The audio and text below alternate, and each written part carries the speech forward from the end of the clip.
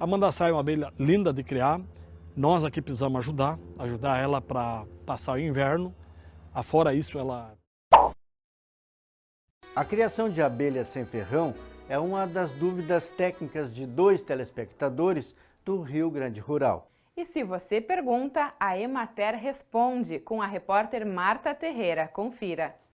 O Emater Responde de hoje veio até o Centro de Treinamento de Agricultores da Emater, em Montenegro, para responder a 2 cartas de telespectadores que têm interesse em saber sobre abelhas sem ferrão. Um deles nos escreve da cidade de Porteirinha, interior de Minas Gerais, e é o Geraldo Gomes. Ele quer saber quantas espécies de abelhas sem ferrão existem e também se todas elas são melíferas. Já o nosso telespectador de Sarutaia, interior de São Paulo, o José Carlos da Silva, nos conta que é um apaixonado por abelhas indígenas. Ele diz que possui algumas colmeias de jataí, mas que deseja criar abelhas mandaçaia. Ele quer saber com quantas colmeias ele deve começar e como ele deve proceder para que não exista consanguinidade entre elas. O desejo dele é de chegar a 50 colmeias e ele quer saber como fazer para atingir essa meta. E quem vai responder as dúvidas técnicas dos nossos telespectadores é o extensionista da Emater, Paulo Conrad. É contigo, Paulo. Respondendo à pergunta do Geraldo, então, que pede sobre as espécies, a quantidade de espécies de abelhas nativas que tem no Brasil e sobre se todas são melíferas ou não. Então, as abelhas nativas, elas têm suas regiões. Nós temos no Brasil uma diversidade grande de abelhas. Hoje se fala em mais de 400 espécies, bem mais e muitas ainda por ser identificadas a nível do Brasil. Mas cada região tem as suas. O Brasil é grande. Nós aqui no Rio Grande do Sul temos 22 espécies cadastradas, reconhecidas. Mas a nível do Brasil temos 400 espécies. Poucas espécies habitam todo o Brasil. Cada região tem as suas. Elas dependem então do clima, da umidade, da altitude e das plantas que tem em uma determinada região para elas poderem buscar alimento e sobreviverem.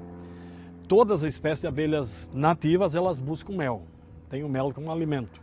Algumas estocam mais e outras buscam, se é para criar, para colher mel, elas não têm produção que dê para colher.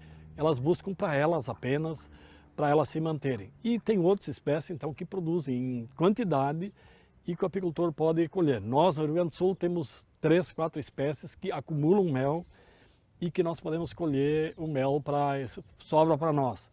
Enquanto a maioria das nossas outras espécies tem mel apenas para elas. Então, o papel delas é na polinização das plantas, ali que está a utilidade dessas espécies que não acumulam mel, acumulam mel dentro da colmeia em quantidade de colheita.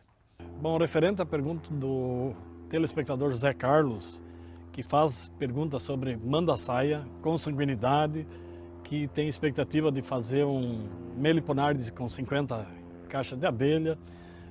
Então, só ir respondendo um pouco da questão da mandaçaia. A mandaçaia é uma abelha nativa de quase todo o Brasil, uma abelha muito bonita, mas ela tem a sua região onde ela tem as suas plantas companheiras, onde ela consegue buscar o seu alimento. A mandaçaia é nativa do Rio Grande do Sul, mas, segundo relatos, não existe mais um enxame, uma família morando dentro de um habitat normal, numa árvore. Todas as mandaçaias que nós temos no Rio Grande do Sul estão dentro de colmeias preservadas por meliponicultores. Então ela tem, em função da derrubada das matas, do uso dos agrotóxicos, de série de mexida na natureza, a mandaçaia ela praticamente caminhou para a extinção. E os meliponicultores foram que preservaram ela, cuidaram ela. E hoje nós temos então bastante criadores que têm mandaçaia, mas nas árvores, na natureza, morando na natureza, ninguém sabe onde tem alguma mandaçaia. Então ela praticamente, se não tivesse o papel dos criadores, ela estaria extinta. Santa Catarina, Paraná, São Paulo, ela já é encontrada com mais facilidade na natureza. Então no Rio Grande do Sul ela tem restrições. São Paulo já é bem mais fácil a criação da mandaçaia. Para nós, a mandaçaia aqui, nós temos que ajudar ela para sobreviver. Outras regiões do Brasil, ela vive sozinha. Nessa época do ano, quando vai para o inverno, a nossa mandaçaia nós precisamos ajudar na alimentação. Ela não consegue suprir a família com alimento sozinha. Nós temos que alimentar ela. Enquanto que regiões, São Paulo, Paraná, lá para cima, ela convive em função do clima, das plantas, época de florescimento de plantas, ela convive tranquilamente sem a ajuda do meliponicultor. As do Rio Grande do Sul, todas nós estamos ajudando e cuidando. Bom, como tu pensas em São Paulo botar mais mandaçais e falas na consanguinidade, a consanguinidade ela realmente é um problema, onde na natureza não tem enxames para poder ocorrer o cruzamento. Tu vai definhando a espécie, se tu começa com uma e vai reproduzindo sempre todos os filhos vão se cruzar entre eles, diz os geneticistas que depois da 16ª geração a família sofre com definhamento. Mas se tiver mandaçaia na natureza ou tu puder buscar enxames de outros 2, 3 criadores diferentes de uma região, isso não acontece. O problema é quando tu começa toda a tua criação a partir de um enxame e vai sempre reproduzindo os filhos desse enxame, eles se cruzam entre eles, se fecundam entre eles e aí pode dar o problema da consanguinidade. Por isso é importante então que o criador ele busque mandaçais em 2, 3 locais diferentes, que tem genética então um pouco diferente e evita a consanguinidade.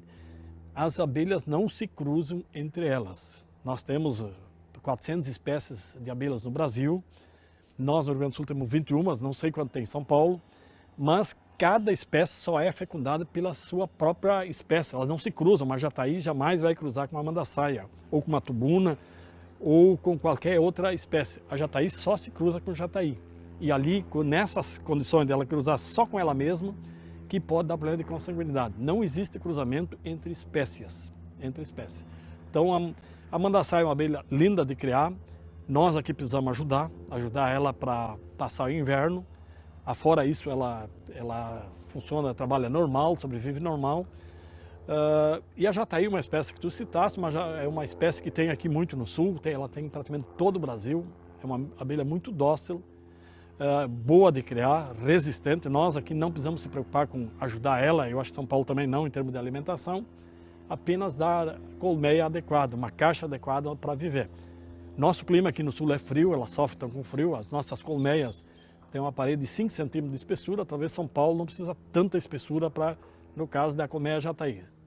Pois com menos de 20 graus a jataí não voa, então nos dias aqui do sul, quando a temperatura não atinge os 20 graus, a jataí fica em casa. E à medida que a temperatura vai caindo, o frio vai passando para dentro da colmeia e elas sofrem para se manter. Então nós temos características que São Paulo é diferente, o clima lá é diferente, as condições é diferente, e assim como qualquer outro local do Brasil. O maior custo para nós aqui no sul do Brasil, Rio Grande do Sul, é o enxame. É conseguir o enxame, especialmente de abelhas mais raras, como as meliponas, a mandaçaia. Então quem quiser ter mandaçaia, ele tem que comprar. Ele tem que comprar o primeiro enxame, ele tem que comprar, porque ele não acha na natureza. Mas as espécies mais comuns que estão adaptadas na região, você pode pegar através de iscas, que são garrafas PET colocadas escurecidas, que você vai encontrar informações na internet, como é que fazer essas iscas, e elas, no momento de procriação, elas soltam enxame e eles procuram locais para morar. Então, as iscas é um método bom de conseguir os enxames para não precisar comprar. Depois que tu tem os primeiros enxames, quando tu domina um pouco da biologia da abelha, os meliponicultores trabalham por divisão. Então nós dividimos os nossos enxames, todos os criadores, a maioria sabe como fazer esse processo na época da reprodução, quando tiver realeira, depende da espécie, ele faz a divisão. Então, se nós quisermos dividir jataí, tubuna, mirim aqui no Rio Grande do Sul, eles têm, que são do grupo Trigona, nós temos que fazer isso na época que eles têm uma realeira, que para nós é outubro, novembro, dezembro. As meliponas não aparece uma realeira, que é no caso a mandaçaia, a manduri, e uma série de espécies do Brasil lá fora, a guaraipa, que nós temos no sul. Essas tu pode dividir a qualquer época do ano, mas tu tem que ajudar. Cada 4 ovos que tem num favo, um é uma futura princesa. A hora que ela fica órfã, vê que ela não tem mais mãe, uma de cada 4, ela tem potencial para virar uma princesa, uma nova mãe da colmeia. Então os métodos, eles dependem das espécies, se existirem na região. O método mais fácil é colocando iscas na época certa, na época de procriação. A isca tem determinadas carências para capturar. Outra, depois que tu domina, é dividir os enxames. A maioria dos nossos meliponicultores não vão mais atrás da isca, eles fazem a divisão. E o terceiro método é a aquisição. Quando tu adquirir, qual é que tu vai adquirir? Aquele que não existe no teu entorno, na tua volta. Nesse método de povoar um meliponário comprando, realmente tem espécies raras, elas são bastante caras. O que nós hoje defendemos muito para os agricultores que não vale a pena tirar um enxame da natureza. Se tiver um enxame morando numa árvore, que já está ali anos, está solidificado, não vale a pena sacrificar a árvore. Muitas vezes o enxame também morre também, em função do ataque de forídeos. Então, esses enxames que tem na natureza, em árvores, em muros, eles têm que ser preservados, eles têm que ficar lá. Eles primeiro fazem um invólucro e depois dentro